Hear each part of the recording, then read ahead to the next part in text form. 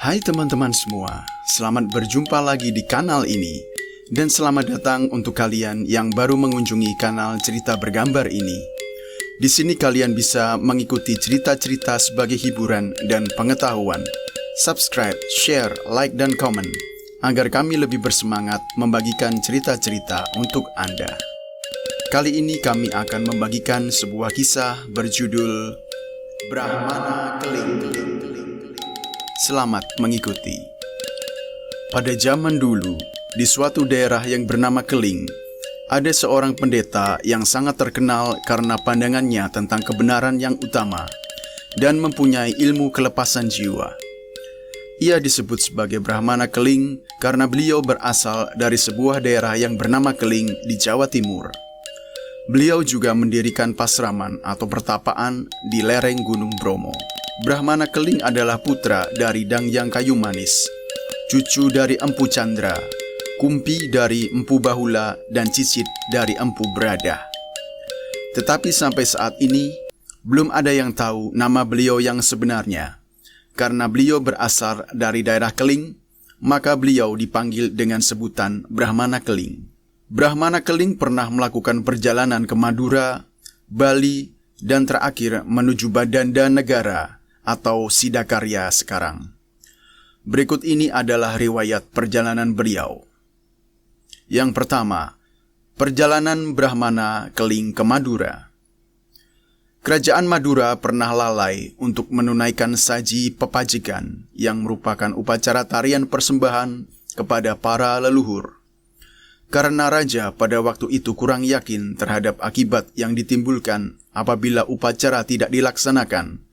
Juga rakyat Madura kurang memperhatikan serta melupakan tradisi warisan dari generasi sebelumnya. Akhirnya terjadi kekacauan di kerajaan Madura. Mendengar peristiwa itu, Brahmana Keling lalu pergi ke Madura. Sesampainya beliau di sana, raja menjamunya selayaknya menjamu seorang Brahmana. Saat itu beliau banyak memberikan nasihat-nasihat terutama untuk sang raja agar upacara saji pepajikan dilaksanakan dengan baik demi kesejahteraan rakyat. Awalnya raja tidak percaya terhadap nasihat-nasihat yang diberikan oleh Brahmana Keling kepadanya. Tetapi Brahmana Keling tidak putus asa karena beliau tahu bahwa sang raja selalu dihantui oleh rasa bimbang. Agar raja merasa yakin, Brahmana Keling memperlihatkan dan menunjukkan kekuatan batinnya, yaitu dengan menggunakan pohon pisang yang sudah layu dan kering. Pohon pisang itu beliau hidupkan lagi sehingga menjadi hijau dan muda kembali. Benang yang semula berwarna hitam, dalam sekejap beliau ubah wujudnya menjadi benang berwarna putih bersih. Dan hal yang ajaib-ajaib lainnya, Brahmana Keling tunjukkan pada raja, agar raja percaya kepadanya. Akhirnya raja terperangah dan terpesona melihat keajaiban yang Brahmana Keling tunjukkan. Sejak saat itu, sang raja sangat taat menjalankan petunjuk-petunjuk yang diberikan oleh Brahmana Keling. Beliau juga ditunjuk untuk memimpin upacara di Madura. Setelah itu, upacara-upacara seperti tari saji pajikan berlangsung dengan lancar dan berhasil. Keadaan kerajaan kembali aman dan tentram. Oleh karena itu, di Madura beliau dijuluki sebagai Brahmana Wasaka, yang kira-kira berasal dari kata Watsika, yang berarti ucapan atau perkataan, dan Satya yang berarti kesatria atau kebenaran. Secara umum Brahmana Wasaka berarti apa yang beliau ucapkan selalu dapat dibuktikan kebenarannya, atau Sidi ngucap, Sidi mandi. Selanjutnya beliau kembali pulang ke Jawa Timur. Yang kedua, perjalanan Brahmana Keling ke Bali. Sekembalinya beliau ke Jawa dengan perjalanan yang cukup panjang dan melelahkan. Sampailah beliau di sebuah desa bernama Desa Muncar. Di sini beliau beristirahat sejenak sambil menikmati keindahan panorama Selat Bali. Tiba-tiba muncul ayahnya, yakni Dangyang Kayu Manis, yang bercerita panjang tentang keberadaannya di Pulau Bali. Ayah beliau juga bercerita tentang kerajaan Gel-Gel yang dipimpin oleh Dalem Waturenggong dan didampingi oleh Dangyang Nirarde sebagai penasehat dalam bidang keagamaan. yang pada saat itu mereka akan melaksanakan upacara Eka Dasarudra di Pura Besakih. Setelah pertemuan Dangyang Kayu Manis dan Brahmana Keling, sang ayah melanjutkan perjalanan ke Pasraman di Jawa Timur atau daerah Keling, sedangkan sang anak melakukan perjalanan ke Pulau Bali menuju kerajaan Gel-Gel. Tak ada yang tahu tentang bagaimana perjalanan Brahmana Keling ke Bali. Sesampainya beliau di Gel-Gel, kerajaan sedang dalam keadaan sepi, dan beliau disapa oleh beberapa pemuka masyarakat yang ada di kerajaan.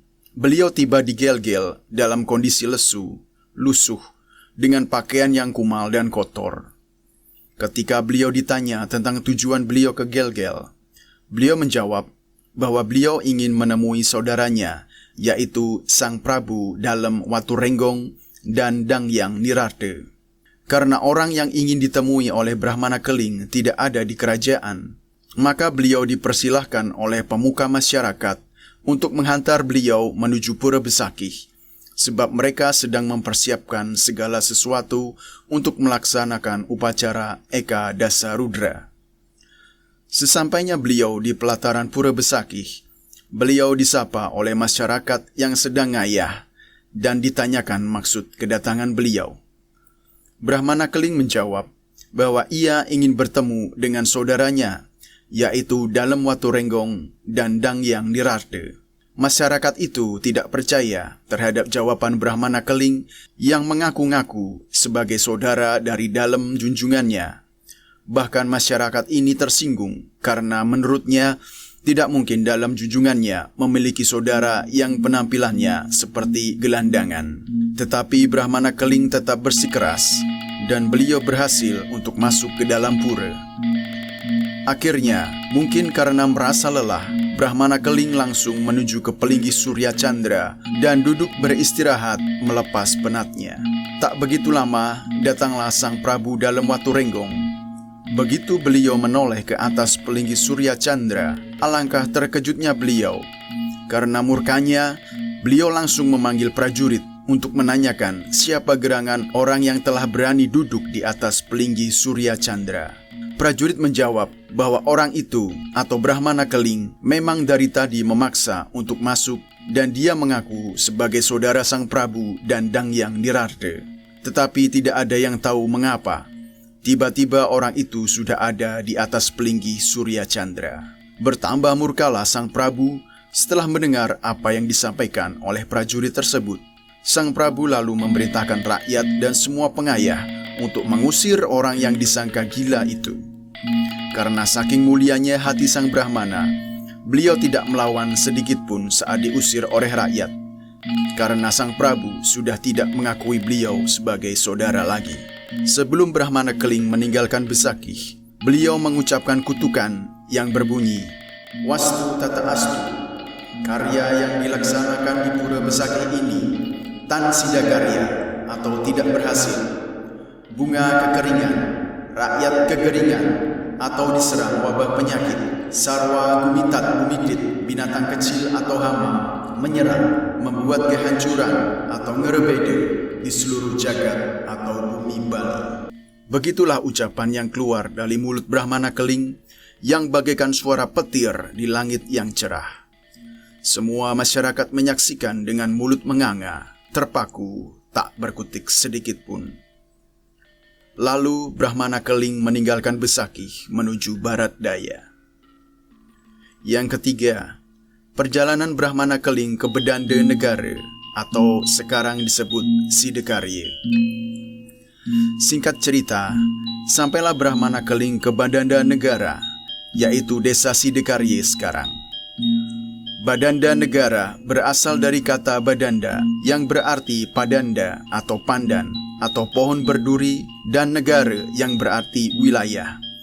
Maka Badanda Negara berarti pandan negara atau suatu wilayah di mana banyak tumbuh pohon pandan dan sejenisnya. Di pesisir selatan Kerajaan Badung banyak ditumbuhi dengan pohon pandan, jeruju serta bakau. Oleh karena itu, daerah pesisir ini lumrah disebut dengan Badanda Negara atau Pandan Negara. Di sana beliau membuat pesanggrahan atau pasraman sebagai layaknya seorang Brahmin. Sepeninggal Brahmana Keling dari Pura Besakih, tidak lama kemudian, suasana jagat Bali, terutama kerajaan Gel-Gel dan sekitarnya, berangsur-angsur menampakkan situasi yang tidak mengenakkan. Seperti ucapan sang Brahmana Keling dalam kutukannya, semua pohon-pohon yang berguna bagi pelaksanaan karya Eka Dasa Rudra di Besakih, seperti kelapa, pisang, padi, sayuran, dan sebagainya, semua layu. Buah-buahan berguguran. Wabah hama penyakit seperti ulat, tikus, dan lain-lain semakin banyak dan ganas menyerang tanaman-tanaman petani.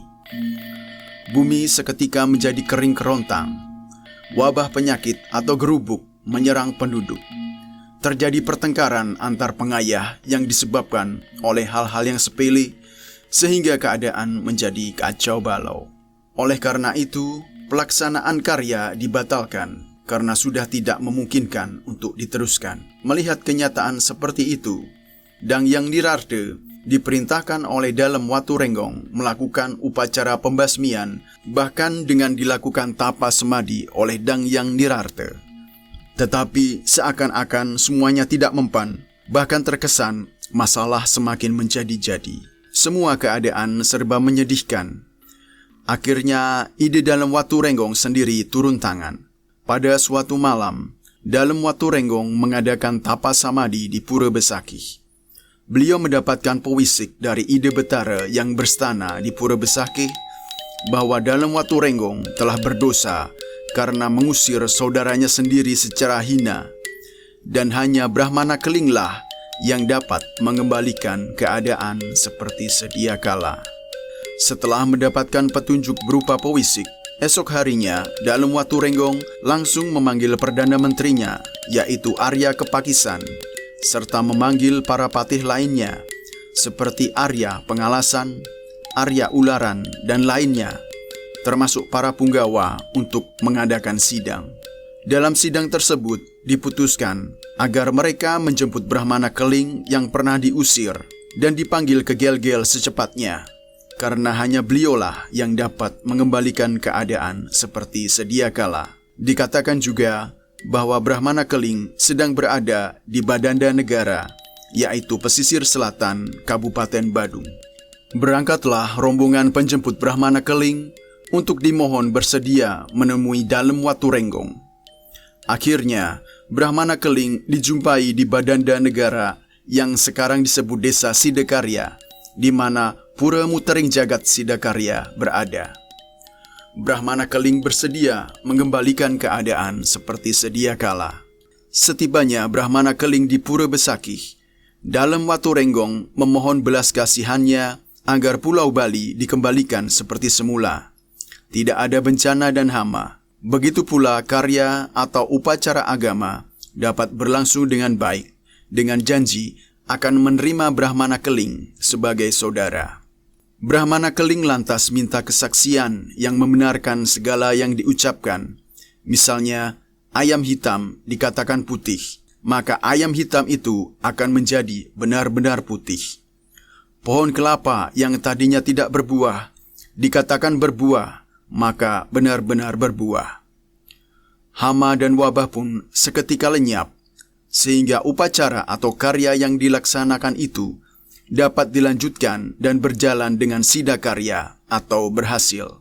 Setelah semua keadaan dapat dikembalikan sesuai dengan harapan, maka Dalem Waturenggong mengakui Brahmana Keling sebagai saudaranya yang diberi gelar Brahmana Sidakarya atau Dalem Sidakarya. Ini terjadi pada tahun 1615 Saka. Dalem Waturenggong di hadapan para menteri, patih, para Arya, dan Dang Yang Nirarte, serta Dalem Sidakarya bersabda, mulai saat ini dan selanjutnya, bagi setiap umat Hindu saat melaksanakan karya, wajib nunas tirta atau memohon air penyidakarya supaya karya menjadi sidakarya. Untuk mengenang jasa dalam sidakarya dan demi adanya parahyangan tempat nunas tirta sidakarya bagi umat Hindu pada sekitar tahun 1518 Masehi, Dalem Waturenggong memerintahkan agar didirikan pura Dalem Sidekarya. Mulai saat itu,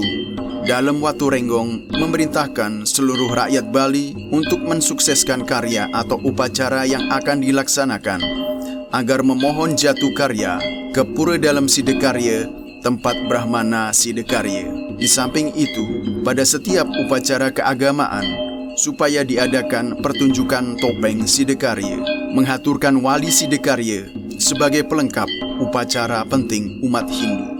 Dalam bentuk sederhana dibuatkan banten sesayut Sidekarya. Dengan demikian, pertunjukan topeng Sidekarya sebagai pelengkap dalam upacara mengandung arti supaya pekerjaan atau upacara berlangsung serta selesai dengan baik dan selamat. Demikianlah para sobat semua, cerita tentang Brahmana Keling. Semoga kalian terhibur, menarik pesan di balik cerita ini, dan semoga menjadi sumbangan bagi pelestarian budaya dan jati diri. Terus dukung kanal ini dengan like, subscribe, dan komen, agar kami lebih bersemangat membagikan cerita-cerita untuk Anda. Terima kasih sudah menonton, sampai jumpa pada kisah berikutnya.